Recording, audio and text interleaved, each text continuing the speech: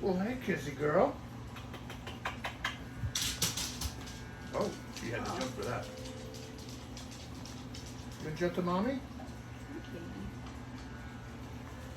Well, all right. We're gonna go ahead and get into episode 2 of we landed on twin flame exchange. Oh, That's for what the we name. landed on Yeah. for our little. Aside from all these lecture talks and whatever, our little couples, we'll have a go at it with the masculine and the feminine represented, and then maybe interview with other people from like the Hermetic order of 21st century idealists, other staff people, Sister Angela, Brother Arlinda, whoever's interested, Yeah. you know, Brother Troy, Ruger, Nini, Sister Nini, if Sister Alana wants to come on, you know, whoever wants to come on. But we might have fun and reach out and see if any other people. So we'll kind of get the ball rolling with some of these discussions and then see if others want to join in too. Yeah. So we have a lot of different representation, but you know, yeah, it's better to have like a little back and forth and have like the, according to the, you know, the 7th principle Right. of mental energies, having those both represented. I'm going to run through a couple of things here. So during the week, I had put out, there was a funny going on, the whole Jesus, he's us thing. Right. I want to talk on that because the synchronicity, the weird synchronicity of how the name Jesus as Jesus with the H literally spells he's us. That's kind of That's funny. crazy, yeah. What do you think about that? I mean, I did a talk on it. I'm just going to, you know, what was your thoughts on that? I don't know if did I mention that to you before? No. That's something that it was from a ways back. I Yeah. remember it, and we haven't talked about it in recent times. I don't think. No, I mean, I don't think you've mentioned it before, and I, to be honest, haven't had a chance to listen to the talk. It's been kind of a busy week, but work. but yeah, keep saying it. it's kind of crazy how, and I like how you stepped it through. Jesus, Jesus, he's us, and it does it. I mean, it was like light bulb, yeah. But you know, and then you pair that with the fact that he's the second Adam, and we know for certain that the first Adam represents all of mankind. The name means man, and the idea of Adam is mankind. Right. Even though it's a character, even though it's a person, even though there's an Adam and an Eve and a story, and it doesn't matter. It's still it's a symbolic story and a symbolic person. Right. And even if it was and the people argue, was the person literal in history or were they not? Totally aside, you know, it doesn't even matter one bit, because if they were, the meaning of that person in history, according to what I've been saying, is the meaning of what the symbol, like if what would the meaning be? Like if I consciously symbolize something right now, and then in 2,000 years, and I did a thing on YouTube. Right. And like in 2,000 years later, there was some crazy cult of the the Hermetic order or whatever, Right.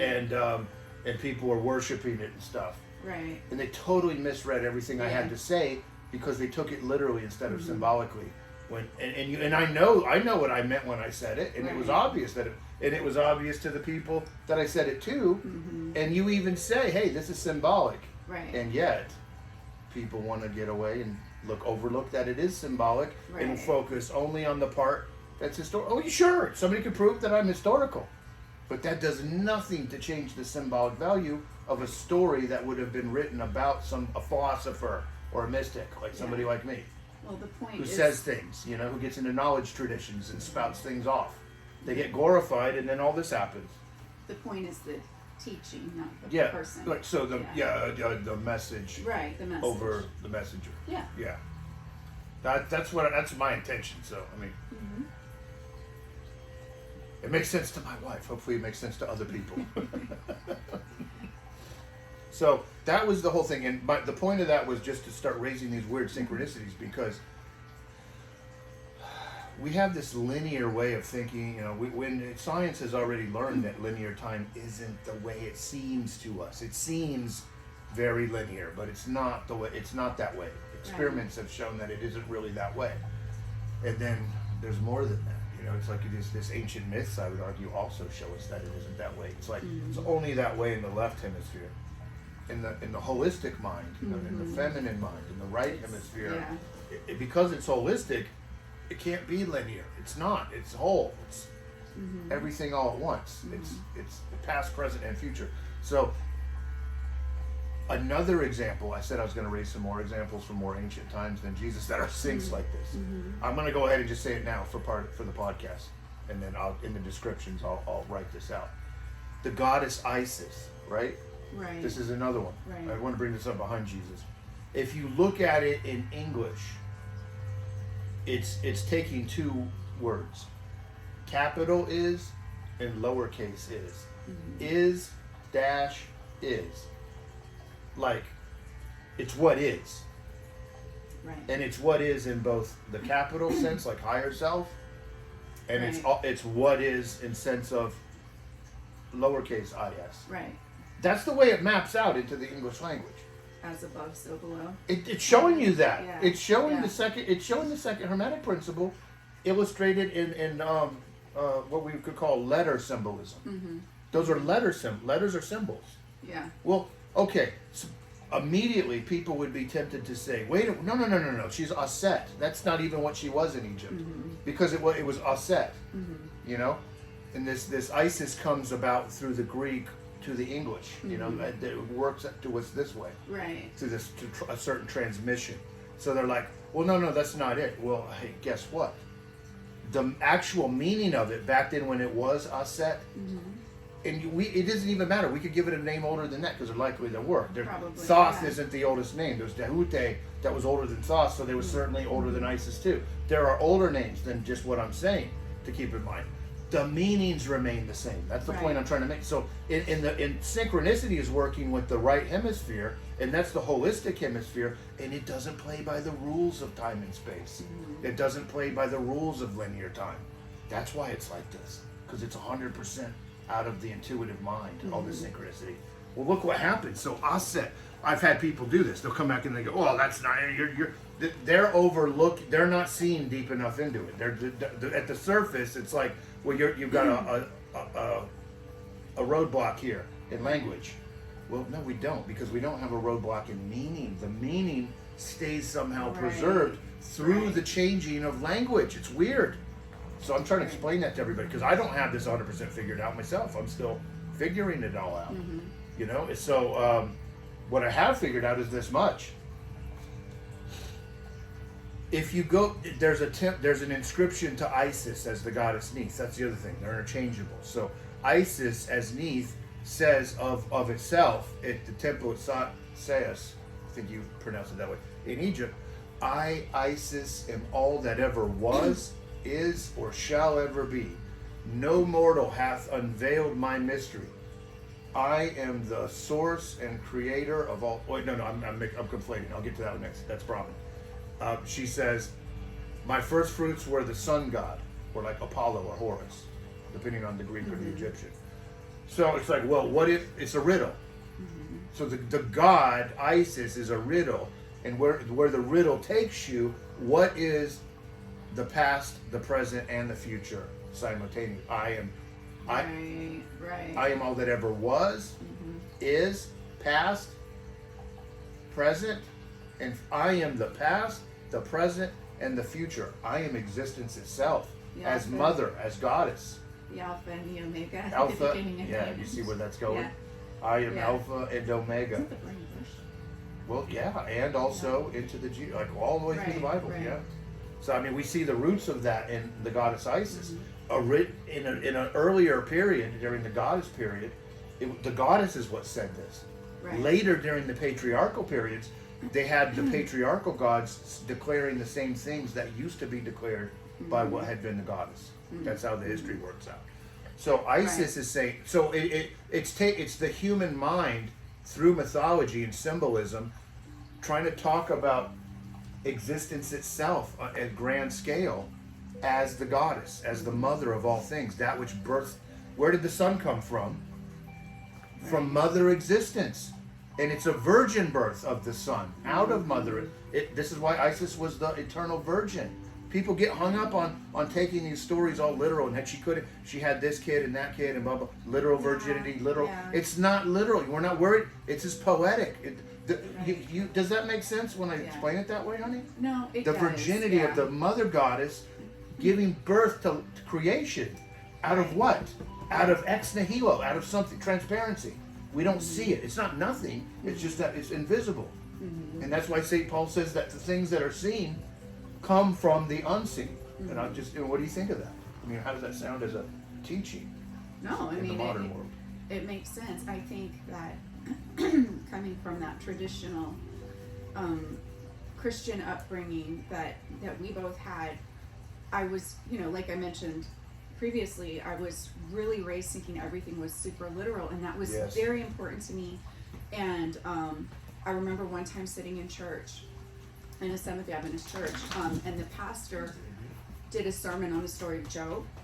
Yes. And then he blew my mind and really unsettled me, because he said, I don't remember his exact words, but he basically said, oh, by the way, Job isn't a literal story. It's a parable. Oh, this was a very liberal pastor for our church. I mean, that was liberal enough to say that Job is allegorical or symbolic. Yeah. And I don't even know if he's still preaching, but I mean, definitely. I never heard anybody that liberal in our church. I was out by then. It was the one and only time I ever heard that, and I can't tell you, it genuinely unsettled me.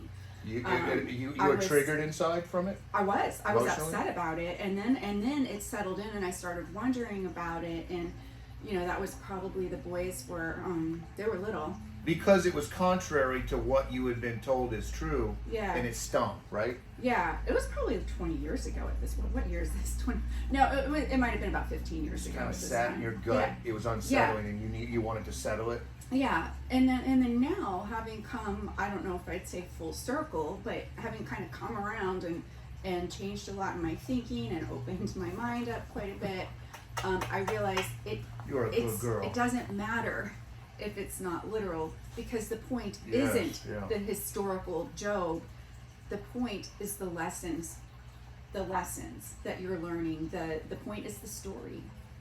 I mean, do we get upset because a fairy tale's not true? No. Can you still learn something from it? Yeah. So, I guess that's what I think about it.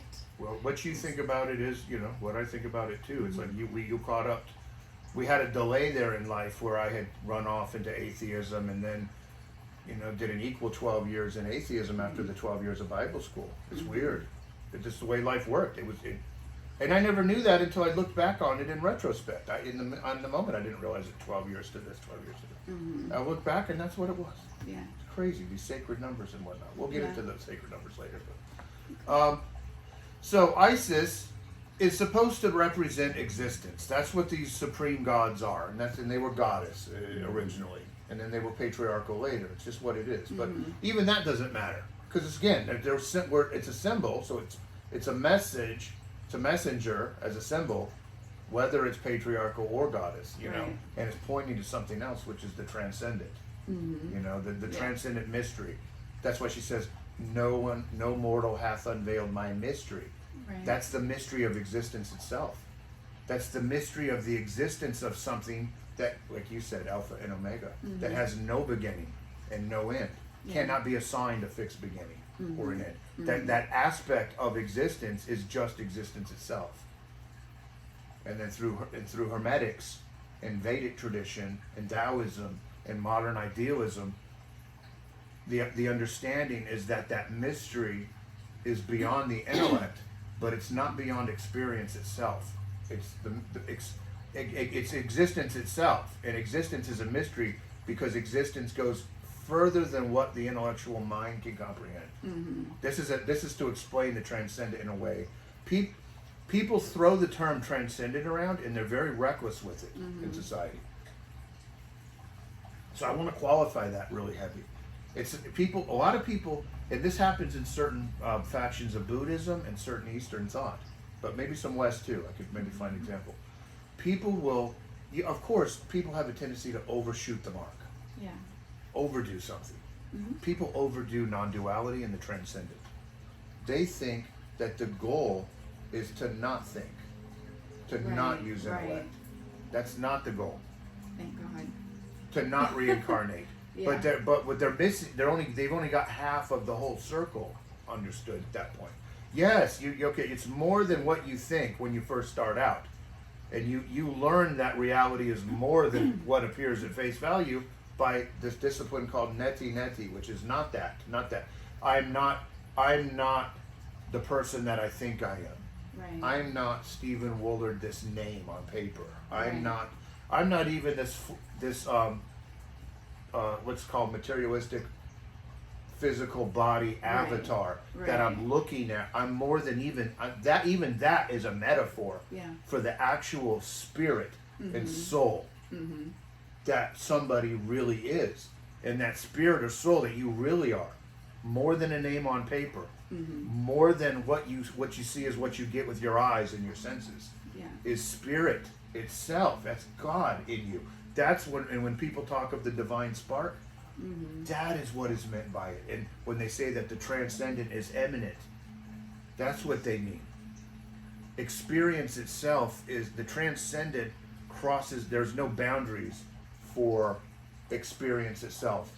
Right. Experiential spirit has no boundaries. There is no immanent and transcendent from its perspective. There's just wholeness. From our dissociated perspective, our intellect is doing the dissociating. Our right hemisphere isn't so dissociated. It's a holistic mind. So it's seeing things whole. Right? So this mythology comes from the right hemisphere. And what comes out? Things like ancient mythology. I, Isis, am all that ever was, is, or shall ever be. No mortal hath unveiled my mystery. My first fruits were the sun. And then it goes on and on. It's descriptive. It's allowing the mind to know that this is the human mind trying to contemplate the preconditions of its own existence, if I put it in a very technical way. So this is what we've got, and that runs us right into Jesus. Jesus is the same thing. So these are symbols, and then look how the synchronicities work on these important symbols. It retains the meaning across languages. Aset turns into Isis, but as Isis, it's capital I is. It's what is. Existence is. In both the capital sense and the lowercase sense, and here it is in our language. In a neat little package. Waiting for somebody to just notice. And I mean, this is potentially irrelevant, but Aset also makes me think of the word asset. Yeah. Which, I mean, it sort of ties in, right? Because it does. I think that ties in too. So, existence itself is a valuable asset. There's a lot of ways I see that too. And that's a good point. To add in, even that qualifies as just as much of a synchronicity as anything else, because it does factor in. It's a meaningful coincidence. Oh, what a coincidence! Yeah, but it's not devoid of meaning. Right. It's jam-packed with meaning. As a matter of fact, we are doing Jungian synchronicity right now. We're revealing the Jungian synchronicity. It's all over society. It's all over billboards. It's all over our Bibles. It's in our scriptures. It's in everything. It's everywhere. It's in advertising. It's everywhere. It's everything. It is. Just kind of bring that out. So launching off that, there's the ISIS example. There's others. It's crazy. There's a lot of different old-fashioned things that change names and words and languages through time, but they still do retain the same meaning that was there from the outset. And in this case, offset. It's kind of like outset. I don't know if that qualifies as a thing. I might be reaching too far, but that's the discipline too. You can reach too far for these things. There can be an overreach where it's not necessarily a meaningful coincidence anymore. You've overshot the mark. So I'll use that as an example for people. Lest they are tempted to overshoot synchronicity. So I'm going to work it down to Axial-Theism. I introduced that, and I said it's like coming out of all these realizations that are behind us on the, all these lectures, behind all of that, and I bring in more recently Axial-Theism is the central God belief, and it's like a community theistic attitude that doesn't exclude agnosticism and atheism. It includes everything. And somebody would say, "Wait a minute, what?" Right. Yeah, what kind of crackpot idea is that? So, of course I have to unpack it. Sounds crackpot. Yeah, right. You're going to put all that stuff together? So, here's how I do it. You call it the central God belief, Axial-Theism. It's like, okay, all these people have beliefs about God and lack belief. That's what we've got. Different kinds of beliefs, and then the absolute, the lack of it. Yeah. Yeah. And the people that believe God doesn't exist fit in with the beliefs because they have a positive belief. Those are called Gnostic atheists. They believe that God. The agnostics are like, well, I don't know. I can't say. It's beyond what I can say. But I don't believe it's true. But I understand that it's more than. I don't have knowledge that one doesn't exist. So then they'd be an agnostic atheist. Okay. And that's why I said I think you were a Gnostic atheist. You were not an agnostic atheist. Okay. I mean, say it again. An agnostic atheist was like, I don't know if there's a God, but I don't believe it. Right. But somebody else is like, I don't know if there's a God, but I kind of do believe it anyways. Right. Even though I don't know. Yeah. The belief is there in me. That was me. Yeah. They would call that a Gnostic atheist. And my dad's very much like that. Yeah. Gnostic atheist. Dr. Hoover was like that. And there's a lot of intellectuals are like that. A lot of people who are Christian intellectuals wind up as Gnostic. Agnostic theists. That's what I mean. Agnostic theists. Okay, that's what I agnostic was thinking. Okay. But still theistic. That I was saying it wrong. Right. Okay. So, that makes sense. Straight, because it won't make sense if I say it wrong. Totally off, backwards. So this person, they don't claim to know they don't claim to have the knowledge that God does or doesn't exist. They don't. This is beyond what maybe I can know with proof and evidence. But you know what? I believe it anyways. Right. That's somebody who's an agnostic about it, where knowledge is concerned. Right. But then when it comes to belief, I kind of have it anyways. Like I believe without the knowledge. I have faith. Yeah, they have a feeling. Yeah. That was a bit. That's fair. A Gnostic, agnostic. Yeah. But theist. Yes. And then the other theists that are fundamentalists like to get mad and say that they're not really Christians or they're and then get mad about it. Yes. That's another untangled. Well, part of what I'm doing with Axial-Theism is untangling tangled webs like that example, or Christians getting mad at Muslims and Jews and Muslims and Christians fighting, or factions of people in the East with West, or however it works, religious quarrel. Right. Well, at the end of the day, Axial-Theism is the central God belief. Everybody has this common belief in God, and then I'll just have to work atheism into it because atheism is a response to theism. So if we straighten out theism first, then we could look at what is atheism responding to. So is it that everyone has a belief in God or a belief about God? Axial-Theism is going to be a belief about God. Okay. Whole new approach. Okay. This isn't like a belief in God. Because that's how you can get to it. Yeah, this is what I'm thinking. About God. All right. To qualify it? Yeah. That is exactly what I have in mind. So, a belief about God. God is a concept. And we talked about how even we are a metaphor for what we really are. We're not really this physical thing we're looking at. We're a spiritual being. Really.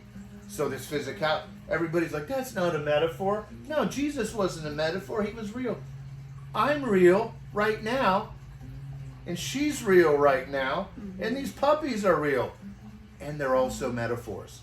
Yeah, but it's like this isn't... Being real doesn't make you not a metaphor. Right. This is all spiritual energy. This is spirit. It doesn't look like that to us. It looks like physicality. Right. So that everything phenomenal is a metaphor, Joseph Campbell says. In the Bill Moyers interviews, Bill Moyers, Campbell's saying everything's a metaphor, and Bill decides he's going to hit him with a tough question. He goes, well, let me ask you this, Joe, is reincarnation a metaphor? Joe looks at him in the face and he goes, of course reincarnation is a metaphor. He says everything phenomenal is a metaphor. Everything that's a word out of your mouth is a metaphor. Everything that's a concept of the intellectual mind is a metaphor. So guess what? The Bible is what? Words, letters, concepts, numbers. intellectualizing things. The Bible can't be anything but a metaphor. And it doesn't matter how much of it is literal. It doesn't matter how much of it is historical. It's a metaphor regardless. Metaphor trumps. So a lot of the world right now, in terms of conflict and confusion, are caught up in arguing whether the Bible is or is not a metaphor, and it can't be otherwise. Yeah. It's a false dichotomy. Either it's historical and literal, or it's symbolic. It's both. It's always both. So I'm trying to air that out through our, podcast here. Yeah. Just things that need to get aired out. Axial-Theism can fix this. It's the central God belief is that God is consciousness. Whose God is unconscious, or not? Whose God is non-living, non-conscious, non-aware, non-intelligent, non-powerful.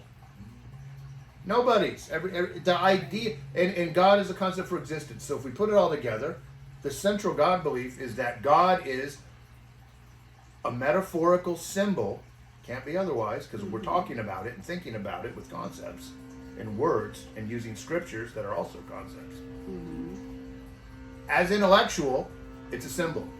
Right. And it's a symbol for existence itself and the mystery behind existence itself, as it always has been, as it was in the form of Isis and Neith, as it is in the form of Yahweh and Yeshua. That is what it is.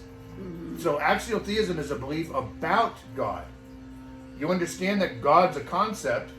The concept is so meaningful that it has to do with meaning and purpose itself. Right. It has to do with life itself, capital L. Consciousness itself, capital C. Mind itself, capital M.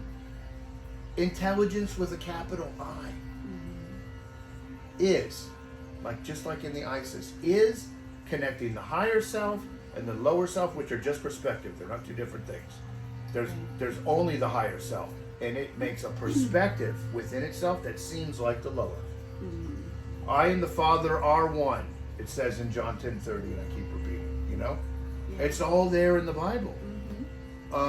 So that leads into axial-theism being a mechanism for saying, okay, well, the argument's totally changed now.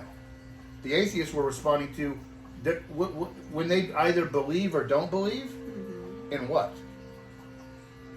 The proposal that they're responding to is a separate God, a God that's separate from the world, separate from the universe, and they're saying, no, I don't believe that. I don't believe that either. God's everything. God isn't separate. So I'm just as much an atheist as them, even though I would tell you I believe in God, because I believe in what the concept of God actually means. That's the way I look at it. That's how I would be. What they don't believe in, I don't believe in either. But I do go a step further, because I do believe in what it actually is, and they don't go that extra step in atheism. So I want to extend an olive branch to atheism and agnosticism and say, listen, you're welcome in axial-theism too, because the point is not that there's a separate God. It's that God is consciousness. Right. Now, if they still say, well, no, I can't get on board with this consciousness thing either, well, then I'm sorry, because that's what it is. Right. The belief about God is that, and I can't, that's as far as I can go in terms of working with others, Yeah. But here's what I can do from axial-theism. I can agree not to hate on people because they don't believe the same as I do. Oh, for sure. Yeah. What do you think? I mean, that in a nutshell, that's axial-theism. It's community theism, and it's open to agnostics and atheists. Nobody has. I hate the fact that spiritual people go around hating on atheists and agnostics. It's not becoming of spirituality, and I don't like it. And that motivated me into thinking and going into the spirit and going into subconscious mind and coming up with the data that I'm talking about right now that came back to me from the subconscious and that I'm now saying out into the objective world. Yeah. What do you think of that for trying to help the world out a little bit, throw a bone to people who are struggling with religious war and conflict? Yeah. No, I mean, I think it's perfect.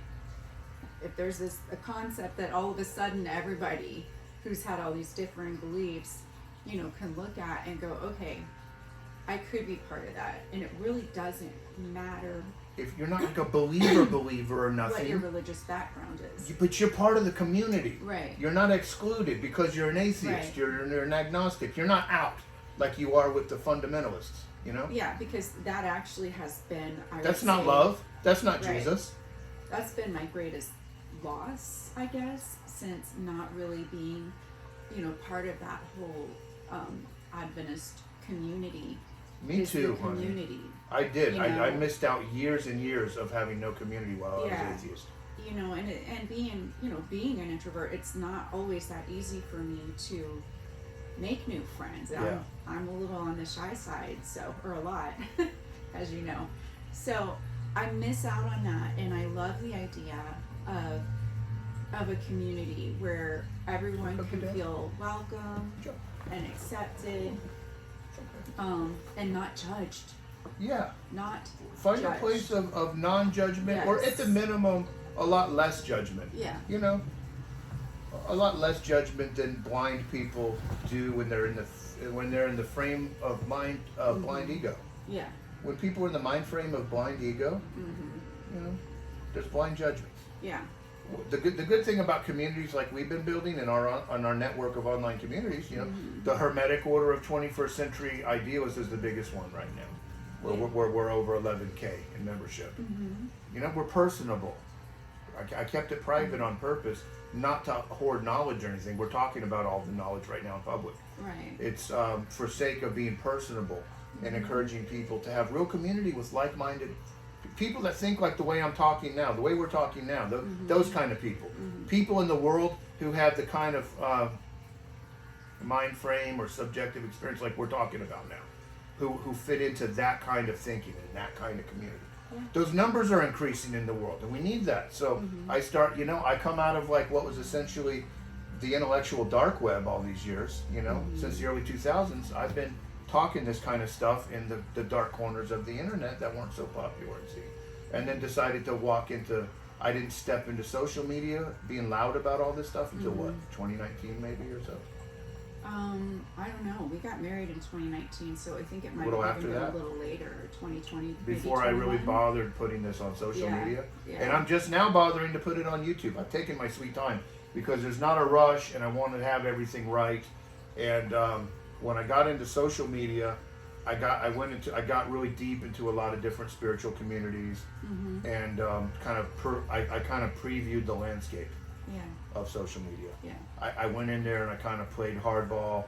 I did things like Jedi Knights do in Star Wars, Jedi Knights are on the side of the light, essentially, but they use Jedi mind tricks.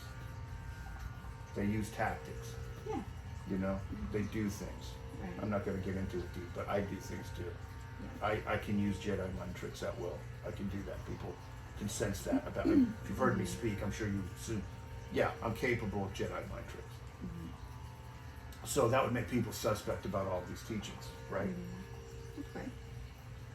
This guy can pull a fast one if he wants to. I can. But the goal here is to find something that's beyond all that. Something that's so effing true, so real, that nobody could fake it. Not me, not anybody. Yeah. And I think we've really we found that place. Yeah. Experiential realism is that. It's a place where no more one-upmanship happens. So for me to figure out how far you can go with one-upmanship, I had to engage the game of one-upmanship. Ultimately, this is all about ending competition and one-upmanship. But to know how to end it, I had to engage the bloody game. So that's why I've been so much into philosophy and debate. The motivation to all this debate is to find what's beyond refute. Is there such a thing as things that can't be debated, that are beyond refute? And I found them. Yeah. But guess what? Once you say it out loud, anybody else that hears that also has access to that irrefutable knowledge. And now nobody can one-up somebody else. All you can do is tie, right? This levels the playing field. Right. But I had to get my hands dirty to figure it out. I had to argue with people. I had to debate with people. Yeah. I had to get involved in things that went ugly. I had to get involved in things that caused others to block one another. on social media. Sometimes me blocking them, sometimes them blocking me. Right. It was necessary, though. This was necessary because to find a place where nobody can ever one up another human being is to find real equality, mental equality, spiritual equality. Not make believe, not, oh, we're going to pretend it's this way when we know it really isn't. True equality. Yeah. And it was found by trying to figure out what's irrefutable. Right. What's absolute about this reality. And what's absolute is consciousness itself. Is experience itself. Right. That's what's absolute. And that scares people because it can't go two ways. But, oh no, everything else can go two ways. How could this not? Well, when ultimate reality is non-local, which science has delved into and knows, local realism is false. It seems that way, it looks that way, but it isn't. Right. Well, when you really take that in, that means that truth with a capital T is going to be non-dual. That means there's no longer two options. If you think there's two options, you haven't gone deep enough yet. Yeah. That's what that means. Yeah. And it's scary. It can be scary to people when there's no longer, because it seems like authoritarianism. It seems like that could be perverted into governmental authoritarianism, where there's only one way and stuff, and this and that. And people get mad at Christians for saying there's only one way. Right. But there's a deeper meaning to that one way thing. There is only one way, but that it's non-dual. See, Exactly. again, so these Christians that are like, there's only one way to God, and it's this religion. No, that's not actually what it's saying. Right. It's saying that there is an absolute, and it is non-dual, which means there is one way. And God is the non-dual. So there is only one way to God, the non-dual way. Right. You know, the dual way is you looking away from God. Right. That's God asleep, not understanding that it's all one. When you look inward, it's one. That's the meaning. That's the deep meaning there. So that's the core of all God belief and everything else. And it doesn't exclude atheists and agnostics. They can just be like, yeah, I don't believe in the separate God thing, and I'm going to remain that way. But this consciousness thing, yeah, I get it. Right. Let's say they get it. They could just be a community atheist with everybody else and be a community theist. Right. You don't even have to go as atheist. I'm axial-theistic. That says it all. Right. That means I understand that this whole thing is about consciousness, not a separate being. It's not about groveling at the ground and worshiping and pretending that you're praying to something that's not you. Right. Something that's other than the nature of ultimate reality. The nature of ultimate reality is within you, and that's why it says that in all sacred scriptures, including the Bible. So that's the difference there. That's Axial-Theism. How does that apply to Christianity? The other video, Final Reformation. The Final Reformation is just simply understanding that the Christian religion from the beginning was a mystical one, and whether Jesus was historical or not historical is a total red herring, and there's nothing spiritual about arguing whether he lived in history or not. Right.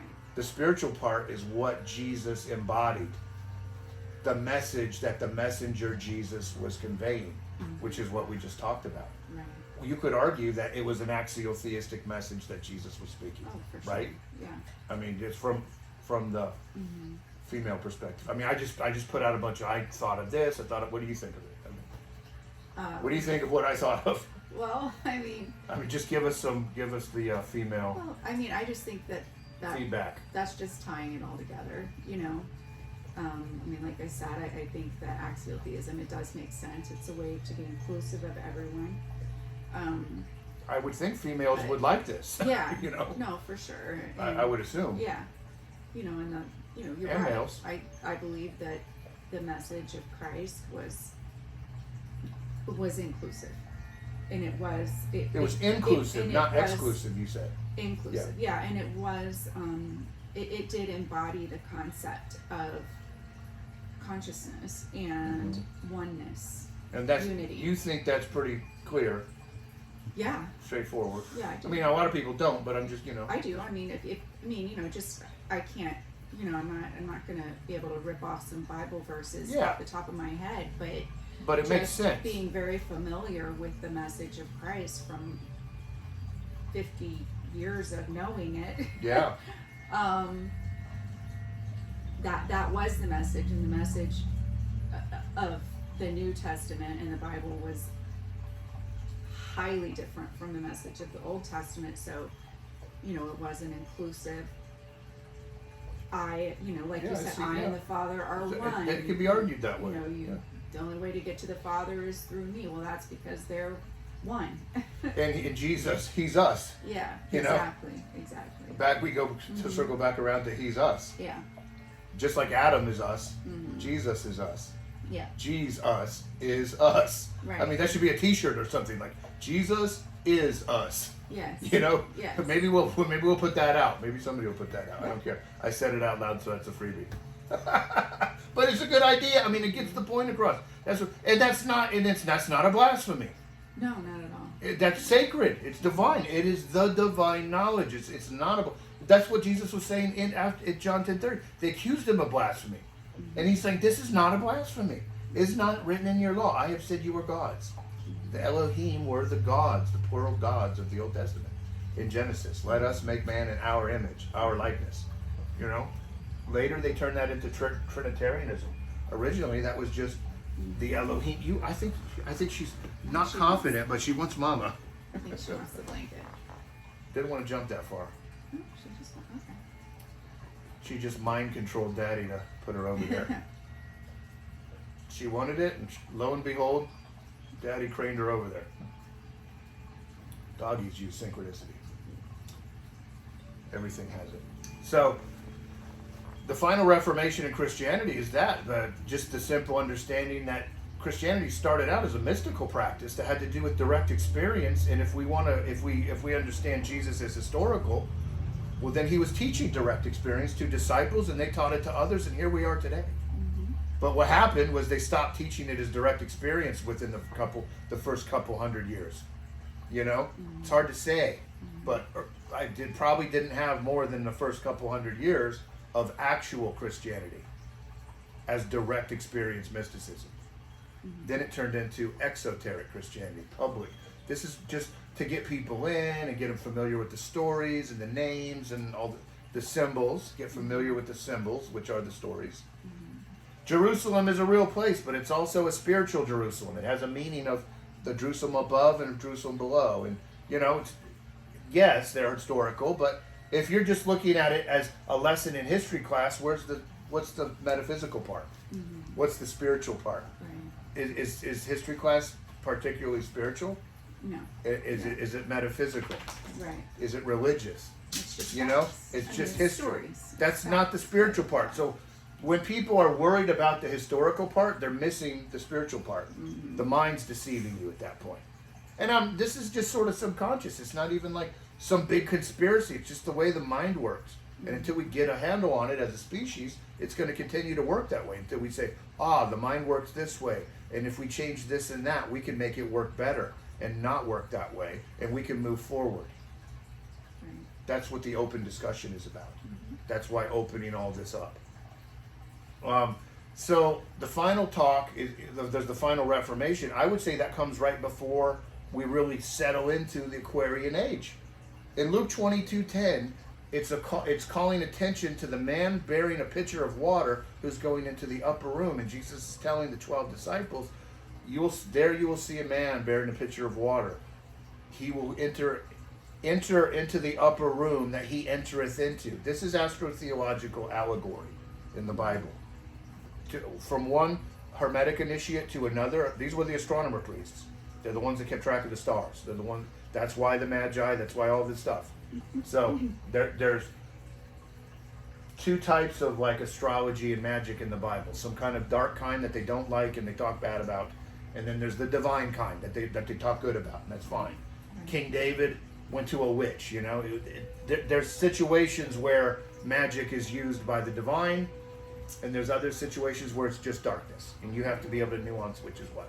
Right. You can't just throw the baby out with the bathwater like the churches do. They're false. What we're getting at is that they're false. Mm-hmm. And when they throw magic out baby with the bathwater, that's equally false. Just as false as making Jesus a separate person and everything else. Just as wrong, you know?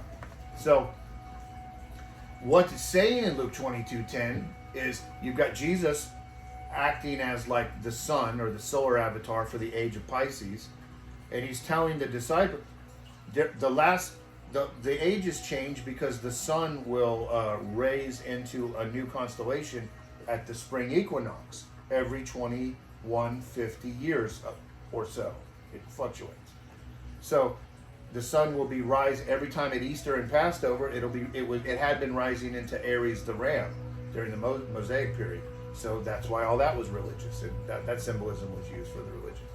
Then it changed, you know, because of precession. It moved, and the next in order was Pisces. So that was the Alpha and the Omega point. That was the end of the last great year in Aries. It ended a whole cycle, right. And then it began the new cycle. That's why Jesus is the Alpha and Omega, to bring that back in. Okay.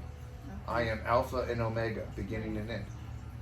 He represents that point where you transition from the old great year to the new great year, the new cycle. And then he's pointing off now to the disciples during the last passing over of the sun during the age of Pisces. The 12 constellations will follow Aquarius, the man bearing the pitcher of water, into the upper room, allegory to the heavens, that he entereth into. This is the Passover scene. It's the day before that, you know, the last sunset during the age of Pisces. The next morning will be the age of Aquarius. In a simplistic sense, it's not that fast, right? But you know, for sake of an allegory, right? That's being talked about there, right? So we're going to have to get into the idea of the Aquarian age, which is the ages had changed from Aries Libra. So the religion was about the ram's horn, Judaism, ram's horn, the law of Moses. The law and everything has to do with Libra. It was the age of ram and Libra. Also lamb. So the blood of the lamb, and then the fish dinners, the tradition of eating fish, is the transition of the ending of the age of Aries and the beginning of the age of Pisces. This is celebratory of the transition of the perception of time through the human mind. That's what this is on a deep level, on a psychological level. And viewing our Western Christianity through that lens, you know. So it transitioned. That's the Alpha and Omega thing. And it only takes it as far as the age of Aquarius, because that would be the ascension starts in Pisces, but it's still the Dark Ages, you know. We're getting smarter, and if we look at our history, we'd realize that we hit the Dark Ages around 500 AD, and we like bottomed out, and then we begin to advance again.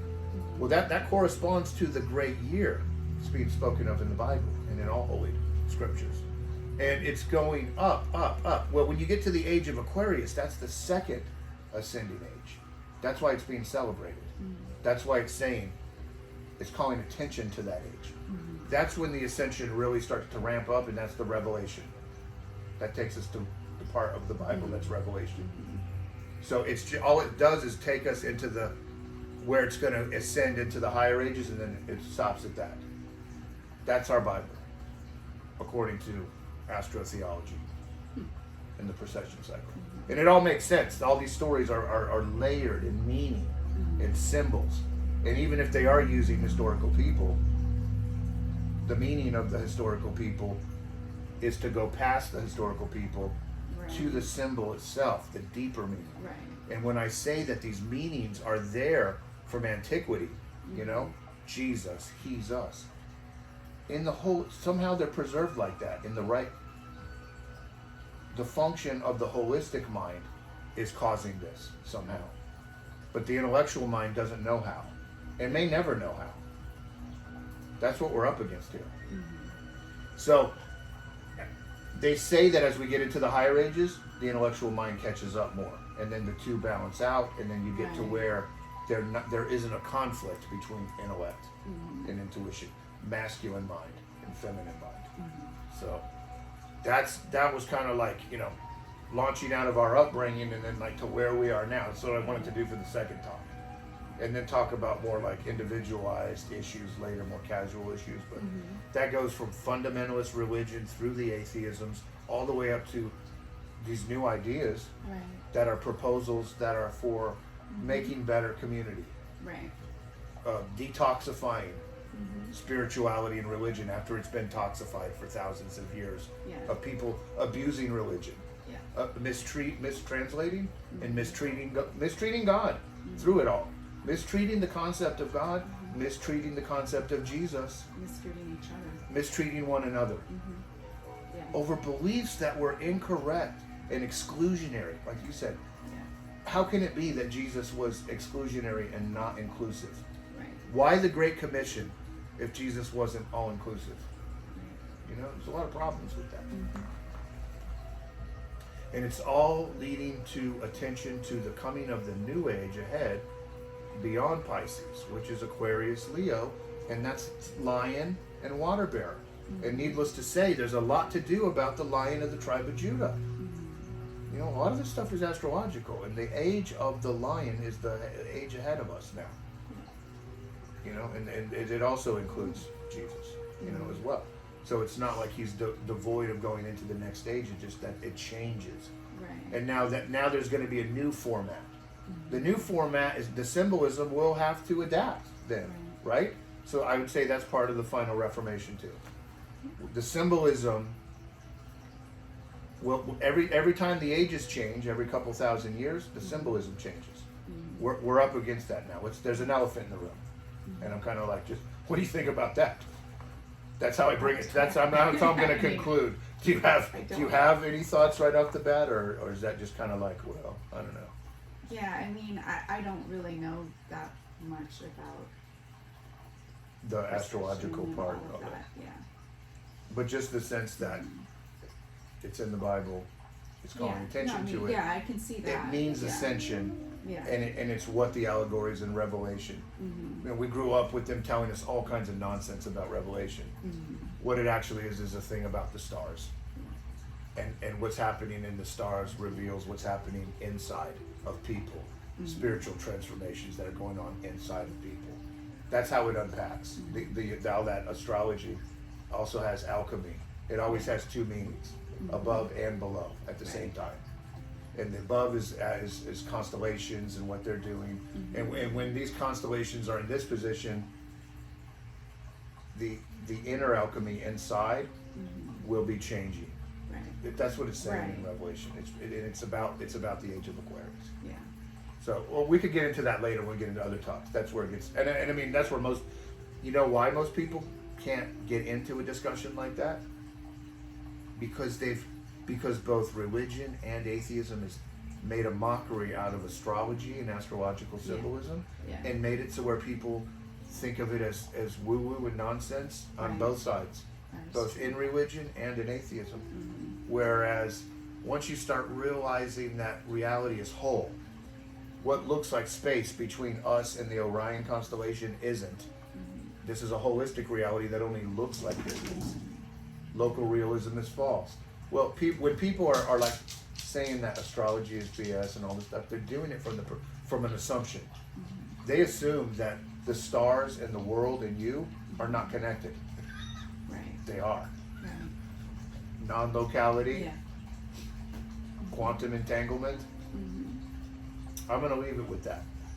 But, you know, there's a